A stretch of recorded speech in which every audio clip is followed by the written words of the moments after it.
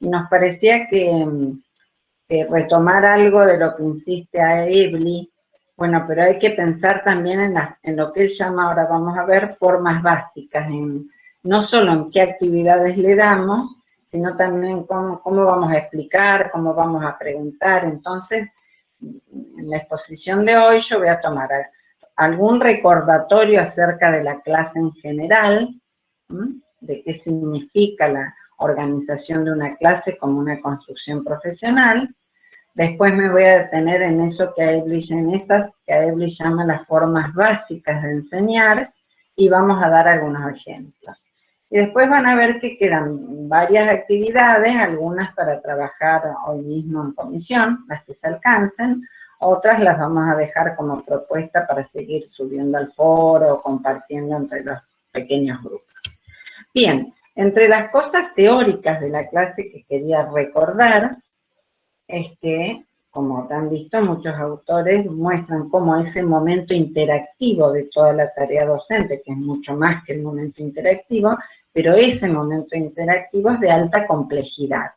Esto que decimos, la simultaneidad, porque pasan demasiadas cosas al mismo tiempo, que yo tengo que tomar decisiones en simultáneo, que por más que yo tome decisiones que haya tomado en otra oportunidad, las tengo que contextualizar. Es un espacio multireferencial porque está atravesado por muchos factores que inciden. Bueno, todas esas características que seguramente me habrán visto en la carrera, que permiten decir que ese momento de interacción es el más complejo. Yo suelo decir que lo podemos comparar con un médico que actúa en emergencia, ¿no? Porque tiene que tomar decisiones en la medida en que pasan las cosas y pasan muchas cosas al mismo tiempo. Decimos que es una construcción porque precisamente, más allá de que nosotros tomemos como ejemplo algunas cosas que nos han salido bien, tenemos que permanentemente irlas adecuando y ser muy creativos, ¿no? Decimos que es una construcción profesional porque es fundamentada. Nosotros tenemos que poder, es contextuada y fundamentada. Tenemos que poder explicitar si alguien nos pregunta por qué hicimos lo que hicimos. Tenemos que poder dar cuenta de cuáles fueron nuestros fundamentos teóricos basados en teoría o basados en eso que llamamos aprendizaje experiencial, en que otras veces tomamos esas decisiones y tenemos fundamento para decir que se podría adecuar a esta situación. Y decimos también que la clase es altamente rigurosa porque lo que nosotros queremos es que construyan conocimiento científico y tenemos esos fundamentos de los cuales estuvimos hablando hasta recién, pero también es altamente creativa, es decir, tenemos que pensar cómo a este grupo con estas características particulares podemos hacer una clase interesante sobre temas que a lo mejor aparentemente no les despertarían interés, ¿no? Y también otra cosa que recuperamos de lo que ustedes han visto seguramente teóricamente acerca de la clase, que está atravesada por muchas dimensiones. Una que decimos epistemológica, ¿por qué? Porque una cosa que cabe preguntarnos cuando vamos a preparar una clase es si lo que vamos a enseñar está actualizado, si estamos al tanto de las novedades sobre nuestra disciplina. Tiene una dimensión ética porque también nos preguntamos, bueno, pero ¿vale la pena que estos estudiantes aprendan esto? ¿Cómo puedo hacer yo para respetarlos y tratar que en lo posible todos comprendan lo que yo creo que es valioso para que aprendan para su futura profesión, ¿no? Por supuesto que también tiene una dimensión técnica. Si yo tengo más en cuenta o he aprendido más técnicas para implementar en el aula, tengo que resolver también el cómo voy a hacer para que se comprometan, participen y comprendan.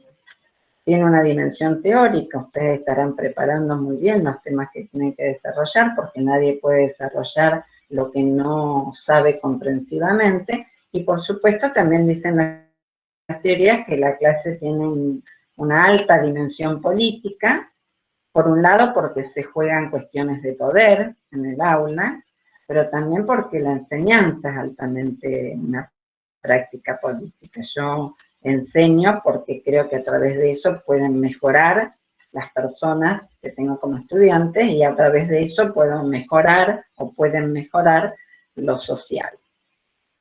Entonces, justamente basándonos y relacionando con todo lo que desarrolló Spiegel en la semana pasada, decimos que el docente, para ser riguroso y creativo, él en alguno de sus libros lo compara o toma las metáforas del docente como un arquitecto, que con distintos materiales tiene que armar esa clase para que la clase sea lo más atractiva y comprensible posible, o toma otras metáforas como del docente como constructor, como escritor, como artista, como compositor, suele decir. Es una de las metáforas que más utiliza Spiegel, ¿no? Tomando una cita de él, dice justamente que el docente es aquel que está atento, predispuesto para rastrear y crear permanentemente oportunidades, con el objetivo de hacer clases más interesantes. Siempre decimos, o donde ponemos el acento, y está muy bien que así lo hagamos los docentes, es que la clase sea comprensiva, porque queremos que se apropien de contenidos disciplinares que para nosotros pueden ser muy sabidos, pero para ellos tienen dificultad.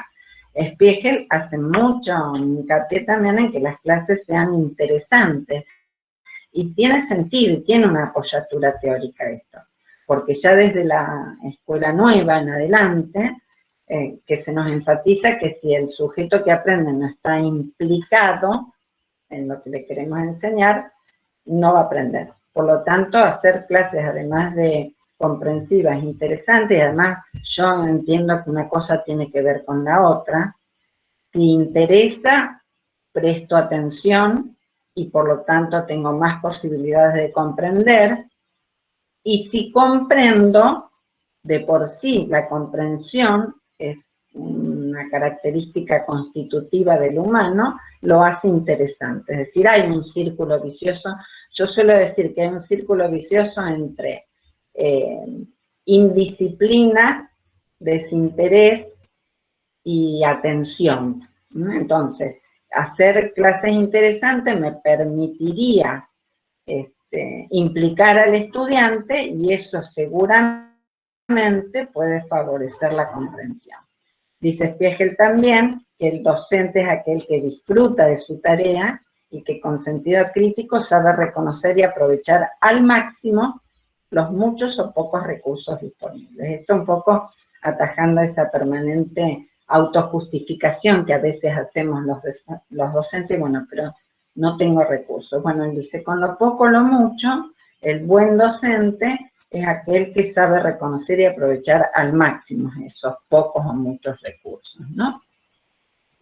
La semana pasada, Spiegel decía esto de construir la presencia, no solamente en la presencialidad del aula, sino ahora también desde la virtualidad, que creo que es fundamental ahora desde la virtualidad, cómo podemos, con esta metáfora de la construcción y de la composición de la clase, construir la presencia. Bueno, ¿de qué manera? Y ahí está la estrategia. Creo que es interesante lo que postula. Sí, sí. Vos sabés que me parece a mí que con la virtualidad, y está interesante para teorizar un poco sobre esto que nos está pasando, con la virtualidad no es que haya cambiado, no es que sea más necesaria la implicancia de los estudiantes y hacer ver nuestra presencia. Se hace más evidente. En realidad también en las clases presenciales, si el estudiante no está implicado y nosotros, recuerden algo de lo que leímos de Penac, decía de los buenos docentes, aquel que cuando entra al aula nadie puede dudar que está, ¿no? ¿Qué pasa? A mí me parece que lo que pasa en la presencialidad es que por ahí naturalizamos, creo que lo dijimos en una clase anterior, naturalizamos que porque el estudiante está de cuerpo presente, está implicado. Pero eso es un supuesto que hemos naturalizado. Y con la virtualidad se nos hace más evidente o nos hace más cosquillita que estará implicado, no estará. En cambio, en la presencialidad como que equiparamos, naturalizamos y equiparamos. Si está físicamente presente, está implicado, pero sabemos que no es así. Que no tienen la oportunidad de poner su foto e irse, pero se van con la cabeza. Y sin embargo, no nos preocupa tanto porque, insisto, hemos naturalizado que mientras esté ahí de cuerpo presente, está en clase. Pero está muy interesante esto de que a través de esta virtualización forzada nos inquieta más eso y nos preguntamos, bueno, ¿cómo hacer para construir esa presencialidad nuestra también, ¿no? Esa presencia nuestra. Muy, muy buena la asociación. Bien, y también retomando aportes teóricos, por supuesto que yo no me quise remontar porque no tenemos suficiente tiempo, pero remontar a cuáles serían, que lo que hace una clase distinta a otra no es la modalidad, no son solo los recursos, sino ante todo qué concepción de aprendizaje y qué concepción de conocimientos, en qué concepciones se sustenta esta clase, ¿no? Para dar, por supuesto, ejemplos bien extremos, voy a armar muy distinta una clase si yo creo que el estudiante es un recipiente a llenar y que lo que le quiero enseñar es una cosa que yo tengo que meter en ese estudiante, voy a organizar distinta la clase y voy a dar distintas actividades a que sí creo que se aprende en un proceso en el que nosotros le tenemos que ayudar a construir conocimiento. Bueno, no quise detenerme en eso porque sé que eso han trabajado mucho en la carrera, ¿no? En las diferencias entre un aprendizaje conductista, un aprendizaje tradicional, los aportes de la escuela nueva y los aportes del constructivismo. Pero sí me pareció, porque a veces es poco trabajado, tomar algunos aportes de Aebli, porque Aebli lo que intenta con este esquemita que vamos a desarrollar rápidamente acá, es mostrar por qué decimos que es el estudiante el que construye y que es un proceso la construcción. La metáfora, que lo vamos a tomar como uno de los ejemplos, un recurso didáctico interesante, la metáfora de las estructuras cognitivas como red, por supuesto que es muy superadora a la metáfora de recipiente vacío, de caja negra que el mismo conductismo utilizaba, porque muestra, es una metáfora, nosotros no podemos abrir la cabeza y no vamos a ver la red, pero es una metáfora que permite comprender mejor cómo se produce ese proceso, ¿no? Y tenerlo en cuenta, ese proceso de construcción en el armado de la clase, es importante porque me ayuda a tomar decisiones. Dice Aebli, que es como ustedes saben, Aebli es el primer didacta basado en Piaget, de allí su importancia, ¿no? Y por lo tanto es el primero que trata para orientar al docente de mostrar en qué consistiría ese proceso. Y dice Aebli, cuando nosotros queremos que alguien construya un nuevo concepto, una nueva teoría, lo que se hace en primer lugar es establecer relaciones. La red se teje estableciendo relaciones. Y se teje estableciendo relaciones de semejanza y relaciones de diferencia. Si yo quiero que alguien que no sabe nada de aprendizaje por construcción, ayudarlo a construir ese concepto, sé que seguramente va a empezar a relacionar, a establecer relaciones de semejanza con esos dos conceptos, que es aprendizaje, que sabía antes de que es aprendizaje, que es construcción. Pero construye porque justamente en esas relaciones de diferencia, tiene que ver con esto. Cuando uno escucha algo nuevo, tiene que ver con esto. Pero no es exactamente. Y ahí empieza a establecer relaciones de diferencia. Y por eso es un proceso de construcción. No le meto yo un nuevo concepto, sino que lo ayudo a establecer relaciones de semejanza y de diferencia para que construya ese nuevo concepto, por ejemplo, ¿no?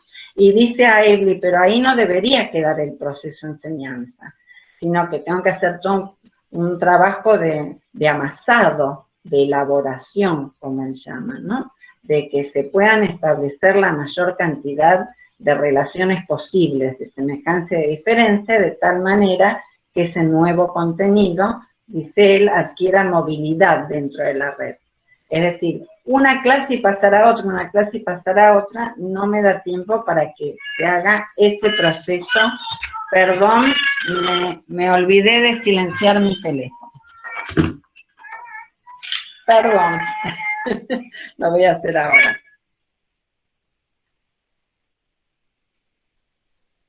Así no nos llevamos otra vez. Perdón, ¿eh? Bien. Decíamos entonces que lo que muestra también a Evely con estos 4 subprocesos se construye estableciendo relaciones, pero después hay que amasarlos, tratar de que se teja bien en la red y también hay que ejercitarlo para que adquiera solidez y se pueda usar en nuevas situaciones. Estos procesos no se hacen en una sola clase, sino que en cada tema, en cada unidad, yo empiezo contribuyendo a esa construcción, pero después tengo que saber que hay que hacer muchos ejercicios, que hay que presentarle muchas actividades para que se pueda hacer las actividades que pensamos para los estudiantes no es porque es más lindo y esté más entretenido. Todas deberían aportar a ese proceso de amasado del nuevo conocimiento, ese proceso. Incluso algunos estudiantes que hacen procesos más concretos, a lo mejor cuando estamos tratando que establezcan relaciones, semejanzas y diferencias, no logran comprender y después en esas actividades que les brindamos, o en las lecturas que hacen, o en la búsqueda de ejemplos, terminan de comprender. Y después cerraría el proceso con lo que para los constructivistas es realmente un aprendizaje, cuando esos nuevos conocimientos se pueden utilizar en distintas situaciones, ¿sí? Que sería después del ejercicio, cuando pueden usarlo en situaciones más problemáticas reales. Bueno, me parece que esto que está poco trabajado a veces en la formación docente, ayuda mucho a tomar decisiones para ayudar a los estudiantes a hacer ese proceso de construcción. Y porque además comprender es algo también muy complejo, que no solemos trabajarlo demasiado en las carreras de formación docente. Y lo que nosotros queremos es que los estudiantes comprendan. Hay libros dedicados a qué es comprender y cómo guiar la comprensión. Lo que digo es que se trabaja relativamente poco en la formación docente por la importancia que tiene. Nosotros queremos que pase eso, que comprendan. Y fíjense, todas las cosas, comprender es un proceso intelectual complejo. Y para comprender yo tendría que promover que hagan la mayor variedad de estos otros procesos intelectuales que ayudan a la comprensión, ¿no? Que puedan explicar. Por ejemplo, el que puede explicar, ustedes lo van a vivenciar ahora que están estudiando, reestudiando para dar una clase.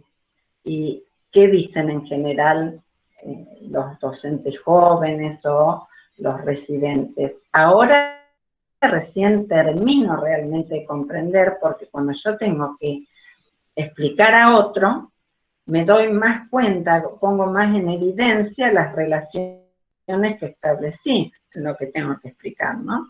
Entonces, fíjense, todas estas actividades intelectuales que ayudan a la comprensión son las que yo tendría que pensar cuando propongo actividades. Muchos de estos procesos intelectuales son los verbos que utilizamos en las consignas y nos ayudan a tener más claridad de qué queremos que hagan y para qué.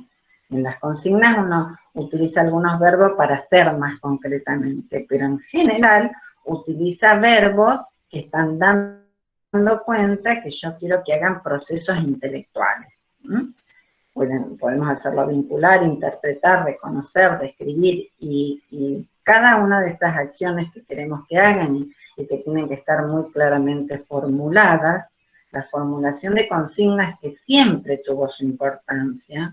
Yo recuerdo que en la presencialidad insistíamos mucho a los residentes que escriban las consignas con anticipación para ver si están claras, si queda claro lo que quieren que haga y para qué, y que a su vez la escriban en el pizarrón, no la digan oralmente, porque los estudiantes que los queremos hacer trabajar con esa consigna pueden volver a leer y recordar qué es la actividad que habíamos propuesto. Bueno, ahora la tienen que escribir. Y una de las cosas que dan más trabajo es escribir consignas claras, porque tenemos que tener primero claro nosotros qué queremos hacerles hacer, que hagan, qué proceso queremos que hagan, y si eso ayuda a comprender mejor el contenido, seguramente está bien la actividad. Si la actividad es solo ilustrativa, y habría que a lo mejor replantearse si tiene sentido. Y bueno, en definitiva, comprender que supone varios de estos procesos intelectuales es nada más ni nada menos, como dice Evelyn, que hacer cosas usando conocimientos previos, pero para resolver nuevas situaciones o situaciones inéditas. Entonces, nosotros tenemos en cuenta esto que nos aporta la didáctica y la psicología para organizar la clase, pero también van a ir sintiendo, vivenciando que la clase, la construcción de una clase es un proceso complejo porque no solo incluye lo cognitivo, los conocimientos, sino que también se mezcla allí cuestiones de deseos, de valoraciones, cuestiones que tienen que ver con lo emocional, con intereses, con utopías, y que en definitiva lo que tratamos de hacer es que esa clase ideal o idealizada, la que tenemos como, la que pensamos como mejor clase, después se transforme en una buena clase posible, que es lo que se desarrolla. Y en el medio, para que esa clase deseada termine siendo una buena clase posible, está justamente esa búsqueda de apoyos teóricos, de recursos, de actividades y demás. Y entonces, para esto, como estuvimos viendo muchas posibles actividades y quizás toda esta virtualización nos abrió más la cabeza de todo lo que podíamos hacer creativamente, pero nos pareció que entonces en este punto era bueno volver, sí, pero bueno, ¿y qué les hacemos hacer con estas cosas? Y en ese sentido es que recuperamos el concepto de formas básicas de enseñar, que es también de Aedin, ¿no? Que él lo define así, nosotros vamos a tomar algunos solamente, esas formas básicas que son indispensables y que utilizamos en toda clase, sea virtual, presencial, sea una clase más expositiva o sea una clase más grupal y más dinámica. A Evelyn define las formas básicas de enseñar como esos modos habituales de pensar y de comunicar, son formas básicas de comunicarnos.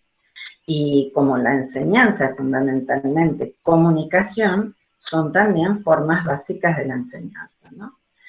Y dice Evelyn que por su naturalidad constituyen la base de todo aprendizaje y de todo proceso de enseñanza, la base de toda comunicación, ¿no? Pero que la hemos naturalizado, y insisto otra vez en lo mismo, por esa naturalización hablamos relativamente poco en la formación docente, ¿no? La enseñanza sistemática o planificada supone, dice Evelyn, narrar, mostrar, leer, escribir, referir, ejemplificar, resolver situaciones. Son modos cotidianos de conectarnos con el mundo natural y social y por lo tanto también modos habituales de enseñanza, de comunicarnos en el acto de enseñar. Vamos a tomar, como dije anteriormente, a las formas básicas más comunes en la enseñanza. Empezamos por la explicación. También, probablemente si, bueno, esto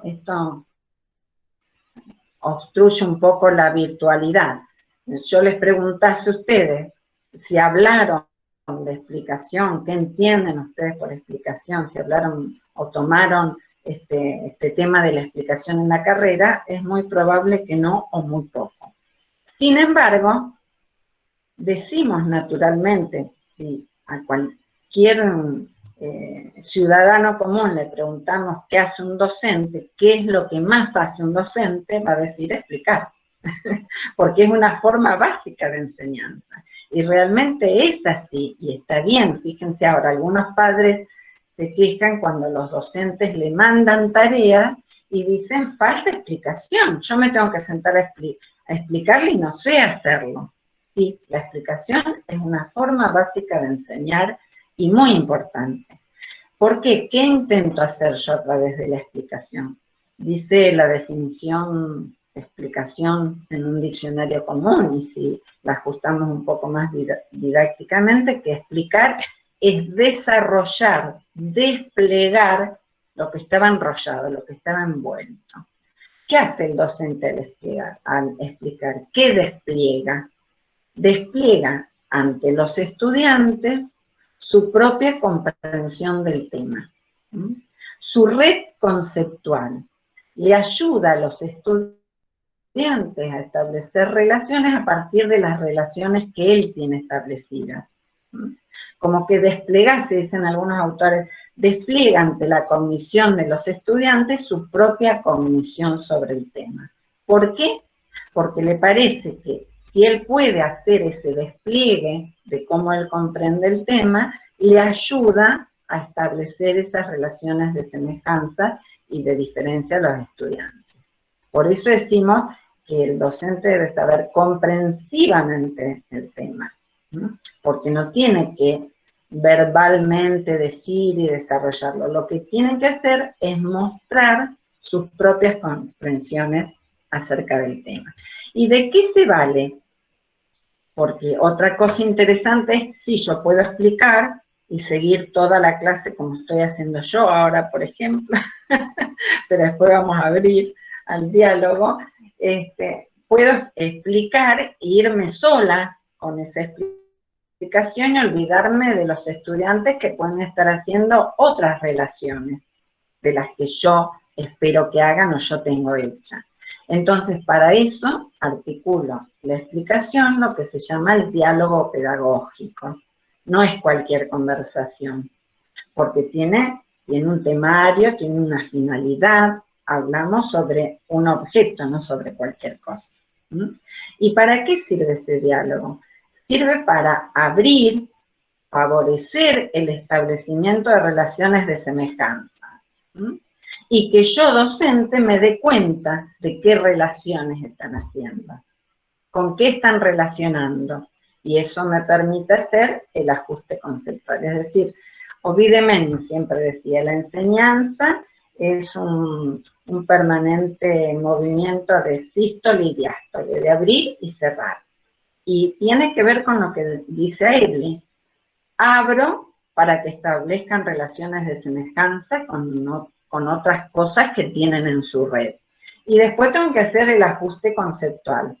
Cerrar a través de las relaciones de diferencia. Sí, tiene que ver con esto, tiene que ver con aquello, pero ir mostrando las diferencias y por eso se construye un concepto nuevo, una teoría nueva. Bien. Y me valgo también para ver por dónde va este establecimiento de relaciones en los estudiantes de la pregunta didáctica, que no es la pregunta evaluativa, la pregunta para requerir información sobre el tema, sino justamente esa pregunta, uno va cada vez, la experticia nos va dando mayor seguridad, es esa pregunta que hago para orientar el proceso de construcción. Esa pregunta que hago para ayudarle a establecer relaciones de semejanza y de diferencia. Vamos a ver un ejemplo, por ejemplo, ¿no? ¿Cómo sería ese movimiento de abrir para permitir las relaciones y de cerrar para realizar el ajuste conceptual, ¿no? Un ejemplo muy corto de un diálogo articulado con preguntas didácticas. Supongamos, en el tema movimiento de la escuela nueva. Fíjense qué buena pregunta incluso para empezar, para esto que nos dice el constructivismo. A ver, ¿cuáles son las ideas previas, esas preconcepciones? Empezar, ¿con qué entienden ustedes por una didáctica activa? Por supuesto, van a establecer relaciones de experiencias que hayan tenido, de algo que hayan escuchado, de algún docente que les haya hablado sobre algo de esto, etcétera, ¿no? ¿Qué entienden ustedes por una didáctica activa? Podría ser seguida de esta otra pregunta. ¿Podrían dar ejemplos concretos de su propia experiencia, de lo que han visto, de lo que han observado? Otras preguntas. Yo lo que quiero acá que se entiendan son ejemplos solamente, podrían ser muchísimos otros. Lo que quiero que se entienda que la pregunta didáctica no tiene nada que ver con la pregunta que se pide información al estudiante, a ver si aprendió o no aprendió, a ver si leyó o no leyó. La pregunta didáctica, como vemos en estos ejemplos, es la que intenta orientar el proceso de construcción. Entonces, diría allí el docente, lo importante es que los estudiantes estén siempre en movimiento. ¿Qué diferencia encuentran entonces entre movimiento y actividad? Una propuesta de actividad. Busquemos en un diccionario común que dice de movimiento y que dice de actividad. Busquemos en un diccionario especial, pedagógico y didáctico, que dice de movimiento de actividad. Busquemos ahora, en algún texto que le llevemos, cómo define la escuela nueva el principio de actividad. Y otra pregunta para unir con otro tema que podrían estar ya desarrollando en psicología sería, por ejemplo, ¿encuentran alguna similitud o diferencia con lo que plantea Piaget?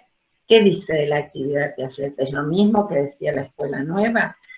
Un poco la intención con estos breves ejemplos también para que vean cómo se va produciendo ese proceso de establecer, de abrir y establecer relaciones de semejanza, y después las relaciones de diferencia me ayudan a construir mejor el concepto, en este caso, el principio de actividad de la escuela nueva.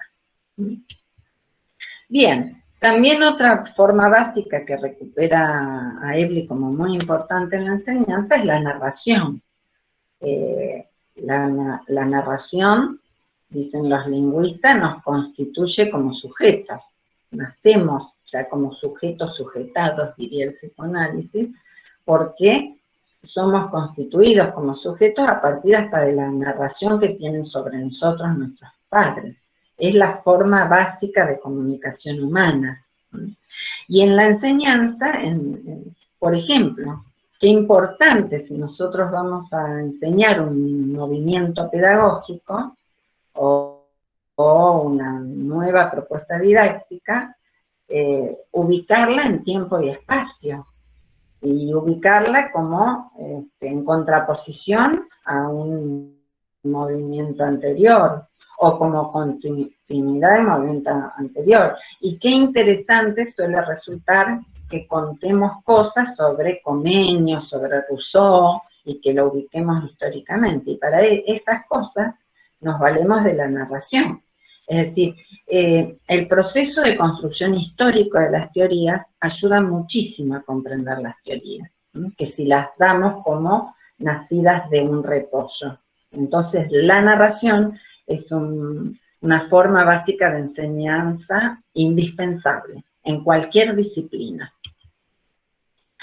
Habíamos dicho algo antes cuando hablamos de algunas metáforas, que otras formas básicas son los ejemplos, metáforas y analogías, que los podemos utilizar nosotros, se los podemos pedir a los estudiantes.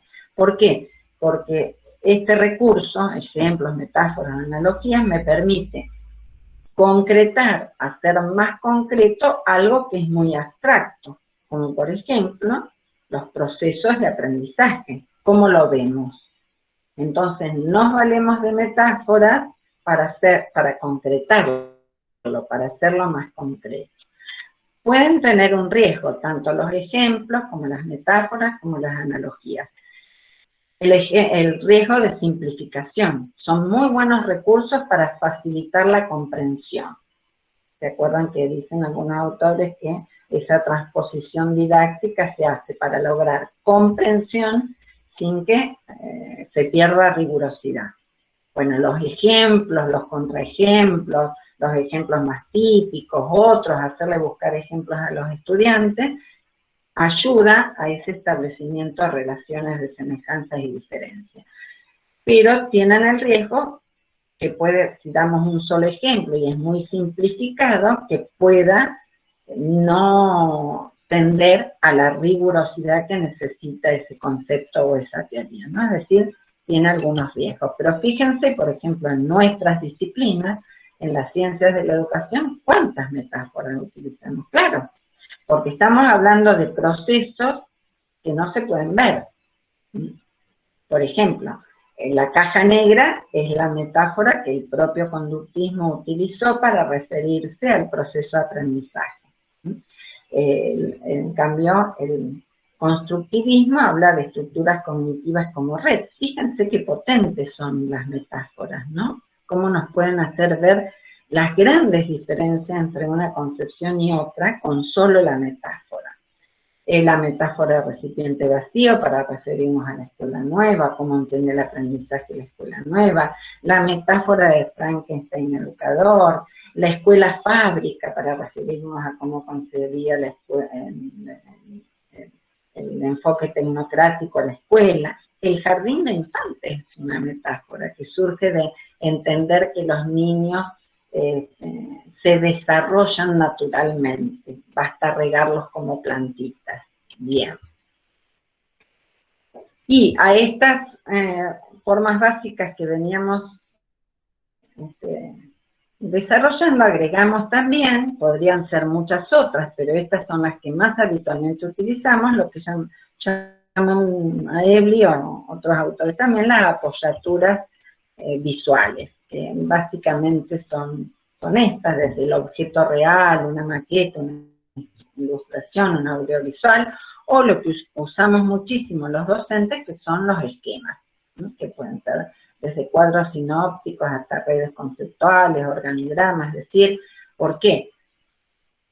Cuando nosotros explicamos, ahora con estos recursos utilizamos mucho, por ejemplo, esto, ¿no? El recurso del Power que nos permite con tiempo pensar estas apoyaturas visuales.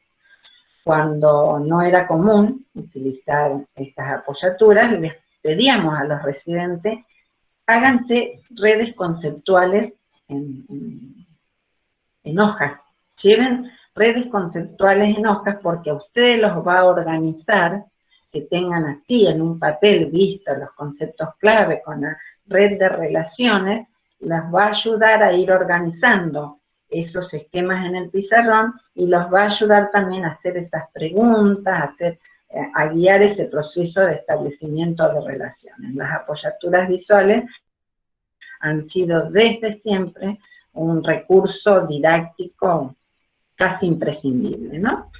Y ahora mucho más enriquecida en la virtualidad con un montón de recursos más actuales. Fíjense, por ejemplo, el uso de la viñeta. Ustedes saben que usamos mucho en pedagogía didáctica las viñetas de Tonucci, porque son todas referidas a la enseñanza y al aprendizaje, muchas basadas en los aportes de Piaget, precisamente, ¿no? Fíjense esta viñeta, qué gráfica interesante para trabajar el concepto de teorías previas, ¿no? Está el maestro enseñando que el hombre primitivo descendía del mono, y el niño imaginándose que está el hombre bajando con una cuerda del mono, ¿no? Las viñetas tienen una capacidad de síntesis que en una sola viñeta estamos enseñando un concepto tan complejo como es el de las teorías, hipótesis previas, ideas previas de los estudiantes. Con esta otra viñeta, que seguramente la conocerán, que está una mamá y el niño observando el sol y la mamá le pregunta qué cree, si es el sol o la tierra la que se mueve. Y el niño le contesta con mucha seguridad, es el sol el que gira alrededor de la Tierra. Y la mamá lo reta, le dice, ¿pero qué te enseñaron en la escuela?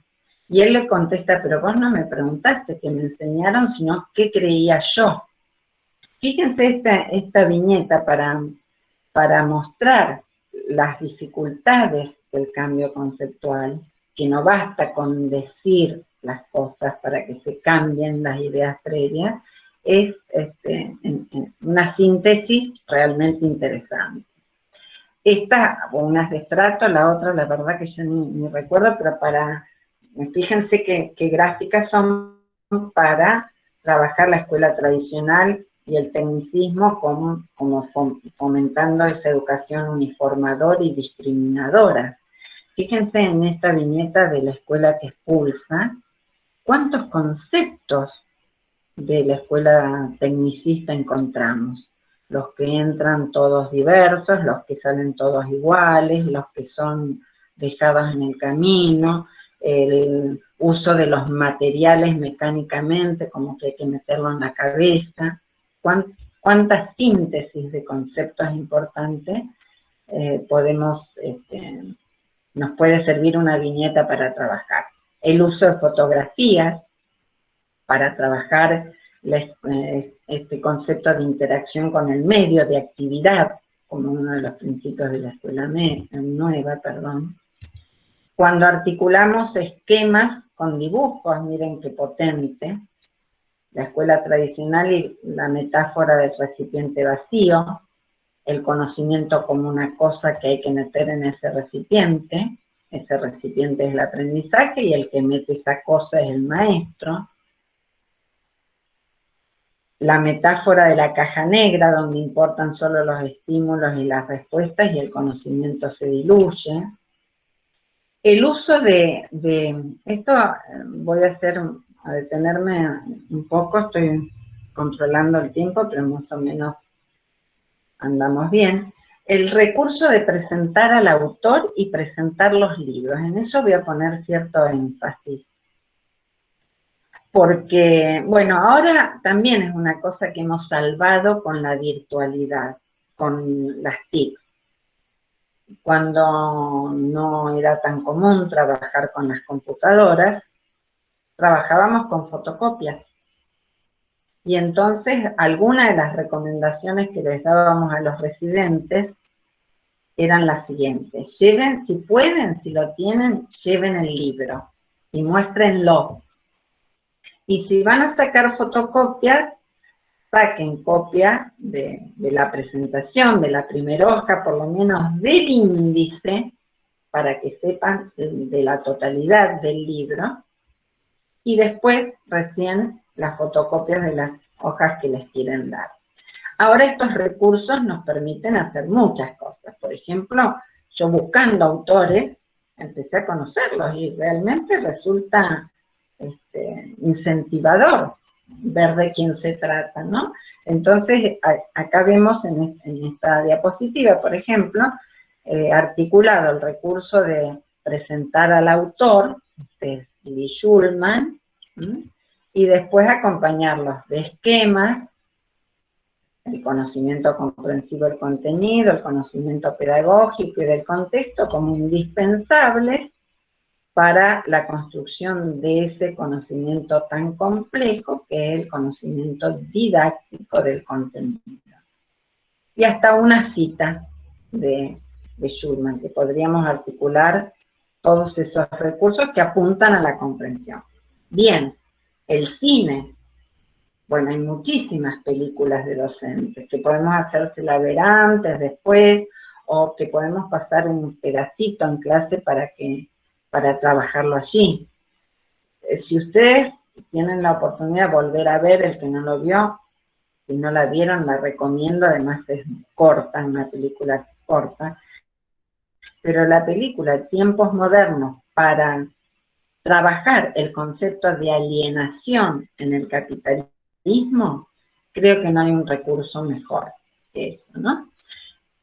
Y pueden ser otras. Las pinturas, si alguien va a trabajar, si hay que enseñar algo de Aristóteles y Platón, no se podría dejar de mostrar esta pintura que está en el Vaticano, que se llama precisamente la Escuela de Atenas, y están pintados todos los filósofos de lo que se conoce como Escuela de Atenas, y donde en el medio está Aristóteles señalando para abajo y Platón señalando para arriba.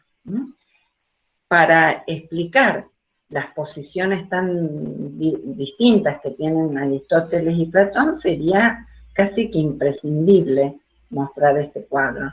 Y por supuesto acompañarlo, una cosa interesante que dicen los que trabajan arte y didáctica, bueno, ubicarlo, contar de dónde es ese cuadro, quién lo pintó, a qué se refiere, ubicarlo. El uso de videos es muy interesante, por supuesto. Ahí, vean el video. Es muy cortito.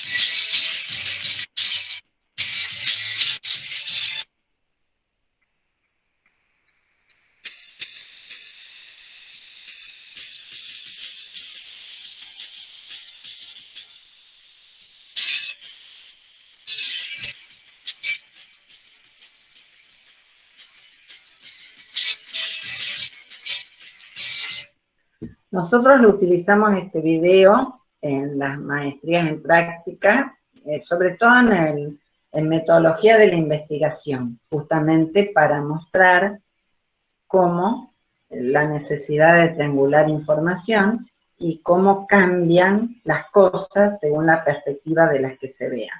El próximo, que es otro ejemplo de un video, no lo vamos a pasar todo porque es largo, lo trabajamos para... Lo trabajamos para el concepto de hacer foco, la necesidad en investigación, no lo puedo abrir, la necesidad en investigación de hacer foco, no, se los voy a contar nomás. Es otro video también, pero es muy largo, que empieza mostrando la cresta de un gallo, y se va ampliando, ampliando, ampliando hasta que llega al universo, a la visión de todo el universo, y después volvemos a focalizar, porque ese gallo estaba en un cuento, que tenía una chica, que estaba en un barco. Bien, nos sirve, es un video interesantísimo para mostrar en ese proceso tan difícil de tener que recortar en una investigación y poner el foco, que podría ser cualquiera, pero que nosotros lo tenemos que tener claro. Un video de ese tipo es muy interesante. Y ahora, en este proceso de virtualización, o cuando volvamos a la presencialidad y le hayamos perdido el temor que nos daban estos recursos, tenemos la posibilidad entonces, si es un video más largo, de no pasarlo en el aula, sino hacérselos ver, y siempre acompañado de claras consignas. ¿Qué hacer con eso? ¿Para qué lo usamos? ¿Y qué hacer con eso? Y entonces, con las actividades que prevemos, nuestras explicaciones, las preguntas que queremos hacer, cómo vamos a guiar el proceso de construcción, nosotros vamos concretando lo que llamamos secuencias didácticas, que tienen una lógica. ¿Por qué vamos a empezar por eso y después por lo otro? Y cómo creemos que esa articulación creativa que hacemos para cada clase va a mejorar el proceso de comprensión. Por eso, como dice Edelstein, lo que hace el docente no es copiar recetas. No, el docente es un profesional, no es un operario, porque no puede desarrollar sus clases recetariamente, porque de ninguna manera sí garantiza la comprensión. Lo que hace son construcciones metodológicas permanentemente. ¿Y qué hace a través de esas construcciones metodológicas? Justamente intenta articular contenidos, estas formas básicas de enseñar, es decir, la explicación, la pregunta, la apoyatura visual, con actividades que les propone a los estudiantes. Y esa construcción metodológica se supone que debe tener una lógica, que nosotros podríamos saber dar cuenta por qué lo hacemos así. Y después darnos cuenta de si esa articulación tuvo sentido, podría haberse mejorado de otra manera. Pero no hay receta para resolver esto, ¿no? Pero nos ayuda a tener claro cuáles son esas formas básicas de enseñar, qué tenemos que tener en cuenta, a qué estamos apuntando con eso, cuál es el contenido que queremos que los estudiantes se apropien, y de ahí se van a ir derivando las actividades que les hacemos hacer. No porque sea lindo que estén activos, porque sea práctico y porque entonces no hago las clases tan verbales, sino que tanto las formas de enseñar que yo utilizo como las actividades que preveo para los estudiantes deben siempre apuntar o tienen razón de ser si yo estoy con esas propuestas haciendo los contenidos más comprensibles para los estudiantes. Bien. Y entonces estas serían las propuestas para trabajar. Yo les digo cómo lo pensé yo y lo charlamos con las profesoras, pero pueden después en cada grupo darle alguna otra vuelta. Ustedes tienen, les voy a presentar los dos libros que propongo para reforzar este tema de las formas básicas, pero estas serían las actividades primeras. Les proponía, para hacer en las reuniones de comisión hoy, que lean un cuento muy breve, de 2 páginas y media. Sería del libro de Mario Benedetti, Primavera con una esquina rota, y ese cuento, son cuentos breves, se llama Beatriz la polución. La van a poder leer allí no sé, ahora vamos a hablar con las profesoras si la leen en un corte o si la leen directamente en el grupo, porque vuelvo a insistir, es muy cortito y muy interesante, para responder a esta pregunta. ¿Qué conceptos que el constructivismo aporta a la didáctica se podrían trabajar con ese cuento? Y después quedan varias otras propuestas de actividades que no sé si tendrán tiempo de empezar a trabajarlas hoy, pero son también para que en cada uno de los 3 grupos vean de avanzar en estas próximos días. Todos están preparando sus clases, entonces sería también interesante que seleccionen, o individualmente primero, o por grupo, o por pareja pedagógica, seleccionar alguna de las próximas clases y hacer el ejercicio de realizar un esquema con los conceptos más importantes de esa clase, identificar posibles metáforas, ejemplos o analogías que podrían utilizar como recurso didáctico, pensar si tienen a mano algún video, alguna película o texto, y también hacer el ejercicio de elaborar consignas con actividades para los estudiantes, prestando mucha atención en el verbo, en la claridad, y pasándose las consignas para controlar si se entienden, si están claras y se entiende lo que queremos mencionar. Bueno, allí tienen la presentación del libro de Benedetti, que está colgado en el aula, y para que entiendan ese cuento cortito de 2 páginas y media, está interesante no solo presentar la portada del libro, sino muy brevemente decir de qué se trata, ¿no? Justamente es un testimonio profundo y dolorido de la enorme conmoción que los acontecimientos políticos de la dictadura provocaron en Uruguay. El libro narra las vicisitudes que pasa una familia humilde, atravesada por las situaciones que provoca el hecho de un padre que es preso político. Y justamente Beatriz, a la que refiere o habla como en primera persona en este cuento breve, es la hija de esa familia. Se entiende el cuento si uno lo ubica dentro de un libro. Y la otra propuesta, que también la tienen subida en el aula, es de este libro mío, con la ayuda de otras colegas en los ejemplos, para quien le interese detenerse un poco más en esto de las formas básicas de enseñar. Intenta recuperar alguna de esas formas básicas y se dan algunos ejemplos. Bueno, también tienen una parte solo de ese libro colgada en el aula. Bien. Volvemos acá. Y ahora sí, para mí a lo mejor que no estoy acostumbrada, que estoy más acostumbrada al aula presencial, me gusta más ir preguntando allí, que me pregunten y me corten, y para mí esto es una dificultad. Pero bueno, ahora está el espacio, antes de pasar a las comisiones. No sé si se entendió, qué quisieran que amplíe.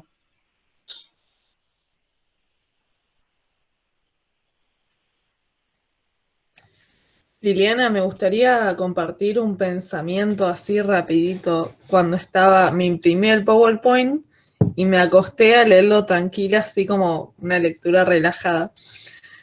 Y me causó mucha gracia porque cada cosita que iba leyendo digo, ay, yo hice eso, yo hice aquello, ay, es verdad. Y no me había dado cuenta, digamos, parece medio tonto en este punto de la carrera, pero no me había dado cuenta de la cantidad de estrategias que había puesto en juego sin, digamos, darme cuenta, sino que lo hice al modo que lo haría un cientista. Veo que Estela acá está afirmando con la cabeza porque me retó por criticar mi propia clase, como, no, pero yo dije, no, pero me salió todo mal, y que... Me dio mucha gracia porque me pasó literalmente eso, dije, yo hice todo esto. Bien, bueno, justamente vieron que insistimos nosotros mucho que la práctica debería ser trabajada más como proyecto, porque justamente es el momento para darse cuenta de esas cosas, ¿no? El darse cuenta, y como ustedes dicen, bueno, recién al final de la carrera. Bueno, por suerte, digo yo, porque es más difícil después solo. Este es un espacio acompañado, socializado entre ustedes, que tienen la mirada del par, la mirada del coformador, la nuestra, y ayuda a ese proceso de darse cuenta. En muchos casos, los docentes se dan cuenta, en el mejor de los casos, mucho después. Ah, eso que me decían en teoría, para esto es que sirve, ¿no? Justamente en el campo de la práctica debería ayudar a hacer ese proceso tan complejo de mirar la práctica desde lo teórico, desde los aportes teóricos, ¿no? Seguramente ustedes vieron muchísimo de constructivismo, pero después, ¿qué hago en el aula con esto? ¿Qué hago? ¿Cómo hago para no ser conductista y ser...? Y bueno, entonces ahí es cuando ayuda la teoría, ¿no? ¿A qué concepción de aprendizaje, de enseñanza estoy apuntando con esto que hago? Y sobre todo yo quería poner énfasis porque ustedes están haciendo cosas realmente muy creativas, muy interesantes. Pero ojo, que eso hay que darle explicación, hay que dar consignas claras. ¿Para qué hacen esa actividad? ¿Y qué quieren que hagan los estudiantes con eso? ¿Aporta eso a una mayor comprensión? Bueno, eso es lo que no hay que perder de vista, y un poco esta clase apuntaba a aportar eso. Bueno, a ver, la actividad por la actividad misma ya la cuestionó la misma escuela nueva, ¿eh? No tiene sentido. Tiene sentido si ayudamos a construir conocimiento. Y para eso hay que poner palabras, hay que explicar, hay que buscar buenos textos y decirles qué queremos que hagan con esos textos.